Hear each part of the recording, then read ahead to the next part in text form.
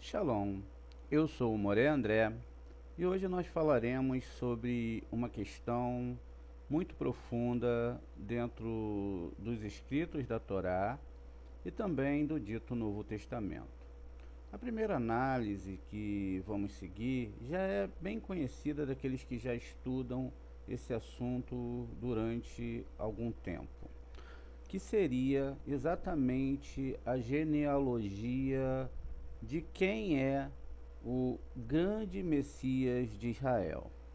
Então, dentro dessa análise, nós devemos primeiro entender de uma forma mais plena o que é uma árvore genealógica. Uma árvore genealógica, ela traz a ascendência, ou conhecido também como descendência de uma pessoa, e trata somente da sua raiz biológica. Se uma pessoa descende da outra, geralmente elas vão ter traços de DNA em comum. E é por isso que o Taná e a Torá, eles estipulam uma questão dentro desse entendimento, para que a pessoa possa avançar e entender como tudo se dá organizadamente dentro da Torá. Quando nós adentramos aos estudos da Torá, na sua parte principal, a gente vai ver que toda a Torá ela vem descrevendo a genealogia, não só do povo judeu, assim como também a genealogia de Adão, a genealogia de Noa, a genealogia de Abraham e também as genealogias da tribo de Israel. Sempre foi muito importante essa genealogia, justamente por conta de se entender mais profundamente esses porquês, ainda que o nível seja peixe aqui que estamos discutindo. Então, por isso que há um apontamento onde o próprio Novo Testamento aponta o uso dessa genealogia para comprovar a veracidade do personagem ali descrito. Eu gostaria, antes de continuar essa aula, chamar a atenção de vocês para um texto que existe no Novo Testamento, descrito em Mateus 5,37. E lá é dito o seguinte: seja, porém, o vosso falar sim, sim, não, não, porque o que passar disto é de procedência maligna. O próprio Novo Testamento nos chama a observar a questão da palavra e daquilo que não se deve avançar além do que é a verdade. Sim, sim e não, não. Tudo aquilo que passa disso realmente não tem validade para a Torá. Com isso, então, nós devemos entender profundamente o que o Taná está falando a respeito de um Mashiach. O Mashiach, ele é descrito como alguém que viria trazer um entendimento maior da Torá e também do Taná. Segundo o Zohar e segundo o livro de Obadias, não seria um Mashiach só, mas seriam vários Mashiachins, vários homens que viriam mediante esse tempo de existência e trariam um ensinamento mais profundo da Torá. Dentro da questão aqui que nós estamos discutindo, então nós trazemos a questão mais básica, que é a questão sobre a alegação cristã do Messias, descrito no Novo Testamento, em contrapartida com os escritos do Taná. Quando lá está prometido o que aconteceria para a vinda desse Mashiach, é realmente encontrado dentro dos próprios textos. Vejamos aqui em Jeremias 23:5, onde diz: Ine Yamin Bein Baú Adonai Verhakemoti le Davi Simat, Sadik, Umelahe, Melá, Beiskil, Ve Achá, Moshefat, Utsadak, Bearetz.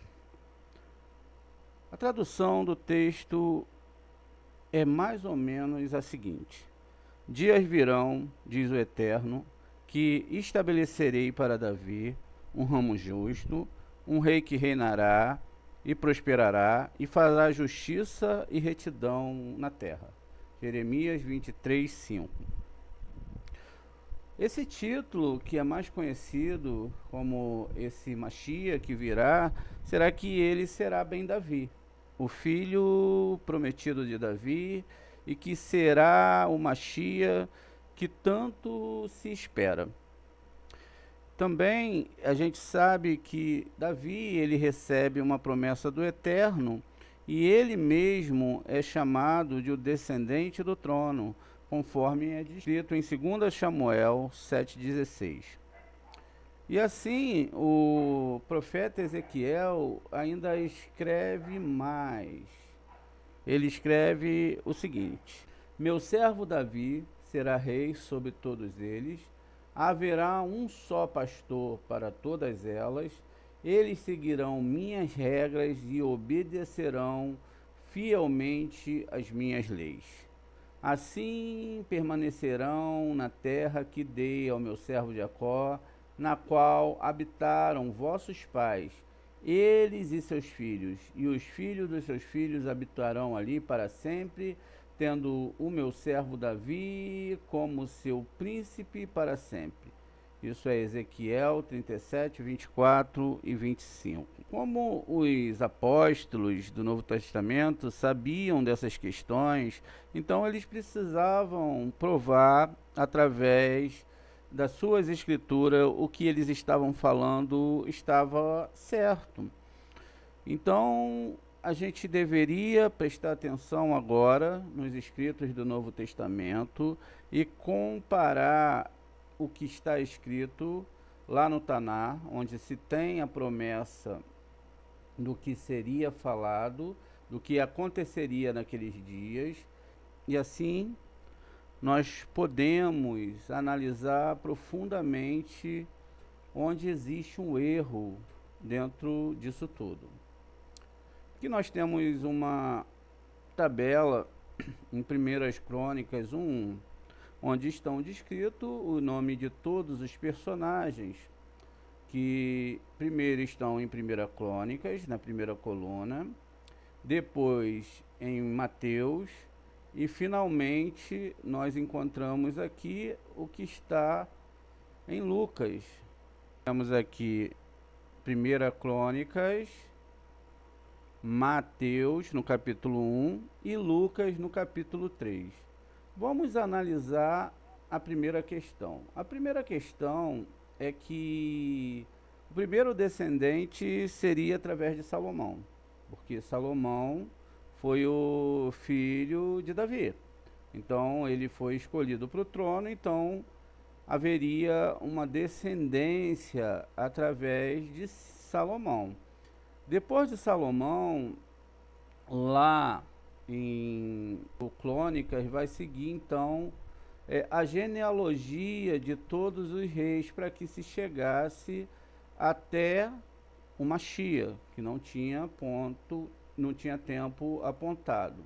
Então começa com Rehavam, Aviá, Assá, Ioshofate, Ioram, Razino, Ioá, Amazia, Azaria, Iotam, Arrais, Ezequiá, Romená, Xanon, Yoshia, Joaquim, Jeconias, Salatiel, Pedaia, Zeruvavel, Hanania, Ixaia, Refaia, Amã, Ovadia, Shecania, Shemaiá, Neará e Lionai.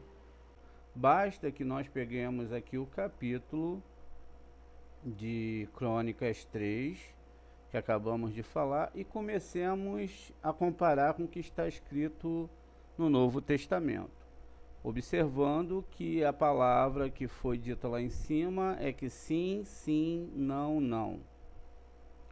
Quando pegamos então esse documento, nós temos aqui no início Salomão, e aqui também em Mateus vai estar Salomão. Quer dizer que Mateus ele fez bem a lição de casa. Já aqui em Lucas cita-se o nome de Natã.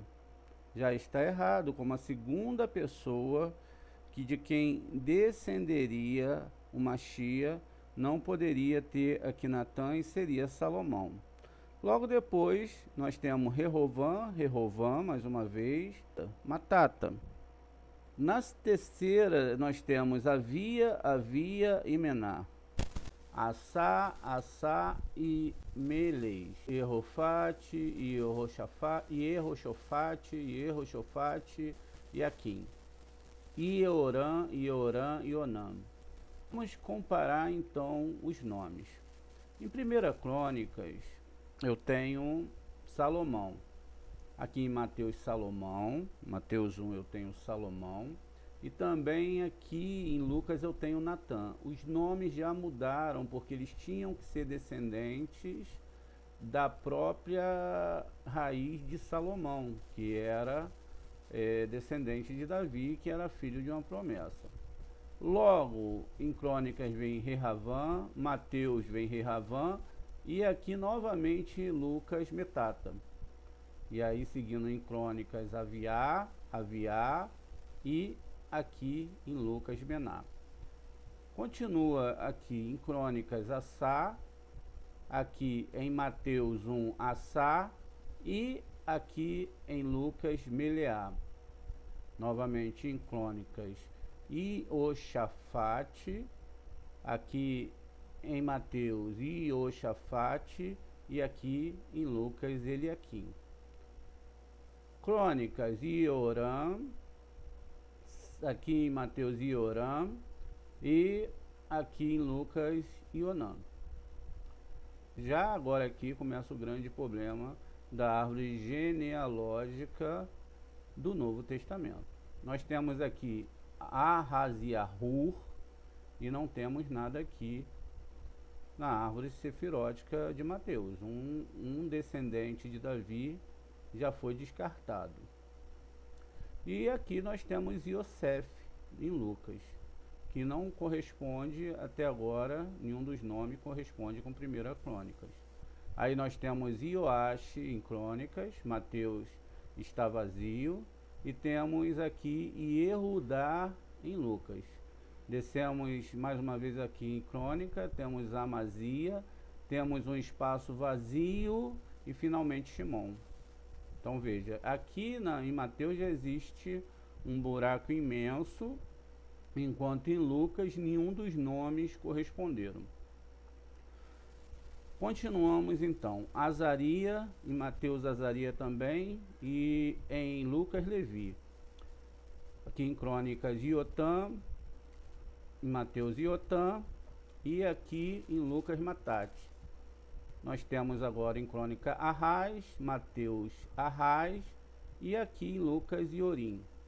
Mais uma vez aqui em Crônica Riziquiano, em Mateus Riziquiano, em Lucas Eliezer. Aqui em Crônicas Menache, em Mateus Menache, e aqui no livro de Lucas Yehoshua. Crônicas Amon, Mateus Amon e Lucas Er. Aqui mais uma vez Crônica Yoshia, Mateus Yoshia e Elimadam. Agora chegamos em Ioaquim. Ioaquim, temos agora mais uma vez em Mateus um buraco, e assim temos em Lucas Cossam. Temos aqui Jeconias, também aqui em Mateus Jeconias e em Lucas Adi. Salatiel e Melri. Pedaia, mais um buraco aqui no livro de Mateus e Neri. Zeruvavel, aqui em Crônicas Zeruvavel aqui em Mateus e agora Salatiel aqui em Lucas. Observe que cada uma desses nomes são gerações, são o nascimento de uma pessoa e toda uma vida. Se existe uma falha, é como se uma geração tivesse pulado. Aqui no caso, Salatiel está 2 gerações abaixo em Lucas, enquanto aqui em Mateus existem 5 gerações faltando. Essas 5 gerações que estão faltando seria aproximadamente, se contar que uma pessoa pode viver de 50, 60 anos, vamos botar 50 anos, então tem um buraco aqui de 250 anos. Quando continuamos a observar aqui, logo temos Haranias, lá no Crônicas, que é a original, onde está a árvore genealógica original, e aí a gente tem Abiúde em Mateus, realmente fugindo totalmente com mais uma geração. E aqui nós temos Zerubabel, quer dizer, pulando uma geração aqui em Lucas. Olha a diferença de uma geração. Em Crônicas continua com Yeshaiá, e aí mais um nome errado aqui, Eliakim, e Reza, também em Lucas um nome errado. Nós temos então Refaiá em Crônicas, Azor em Mateus e Oanã em Lucas. Os 3 nomes totalmente diferentes um do outro. Em Crônicas temos Amã, Sadoc em Mateus e Iodá lá em Lucas. Os 3 nomes distintos.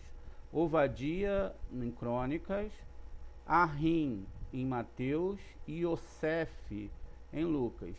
Shecania em Crônicas, 1 Crônicas 3 nós temos Shecania, Eliúde e Semer em Lucas, Eliúde em Mateus.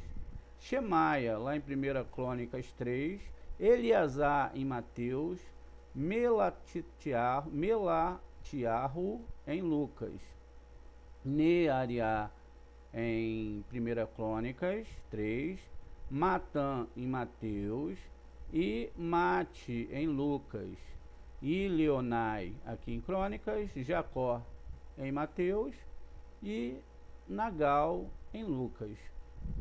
Aqui acaba a descrição do que está em Crônicas e continua o Novo Testamento ainda colocando José e depois Jesus. O livro de Mateus continua com Ezã, Naum, Amós, Matatai, Yosef, Ianai, Melahi, Levi, Matate, Eli e José e finalmente Jesus. O livro de Lucas, ele passa 1, 2, 3, 4, 5, 6, 7, 8, 9, 10, 11, 12 gerações. Enquanto o livro de Mateus passa 2 gerações. O que nós podemos observar é que dentro desse estudo que nós estamos fazendo e dessas observações, existem erros gritantes. Alguns nomes correspondem, mas outros nomes não correspondem. Enquanto em Mateus eu tenho um buraco de 5 gerações, 5 personagens que não existiram, aqui em Lucas eu tenho todos os nomes faltando. Isso mostra que de longe esses textos não batem de forma alguma com o que está escrito no Novo Testamento. Seja, porém, o vosso falar sim, sim, não, não, porque o que passa disto é de procedência maligna. Outra coisa que nós devemos observar é que toda essa questão dentro do Novo Testamento e tudo que é falado tem que ser muito bem analisado. Haja vista que o próprio Novo Testamento chama atenção por ser um livro divino e inspirado por Deus diretamente. Quando nós pegamos a Torá Sagrada, quando lida adequadamente, dentro do seu idioma hebraico e não a tradução, não existem erros nem geográficos, nem de tempo e nada disso. A Torá, ela está preocupada muito mais em trazer uma fonte divina daquilo que ela diz, e por isso ela funciona em várias instâncias. E a responsabilidade que o Eterno tem com a Torá é a sua inerrância, não existe erro. A gente tem outros textos aqui que confirmam o que estamos falando, né? Aqui em 1 Crônicas 22, 9 e 10, nós temos: seu nome será Salomão, ou seja, aquele do qual o Machia descenderia. Por isso nós temos aqui na nossa árvore genealógica o nome de Salomão. E eu darei paz e tranquilidade a Israel durante o reinado dele, e ele vai construir um templo em honra do meu nome, e eu serei seu pai e ele será meu filho, e eu firmarei para sempre o trono do reinado dele sobre Israel. Salomão é quem é prometido. Quando nós pegamos ali no livro de Mateus, nós temos aqui que está registrado a genealogia de Jesus Cristo, filho de Davi, filho de Abraão, mostrando que existe um erro gritante, não só um erro. Se fosse uma única letra, segundo o Taná, já seria descaracterizado para ser um escrito divino. Com o tamanho do rombo que existe aí dentro dessas questões, onde há uma grande elasticidade mental para provar que Deus tem um filho, quando na verdade o próprio Deus confirma em Isaías, onde ele diz: eu sou o primeiro e eu sou o último.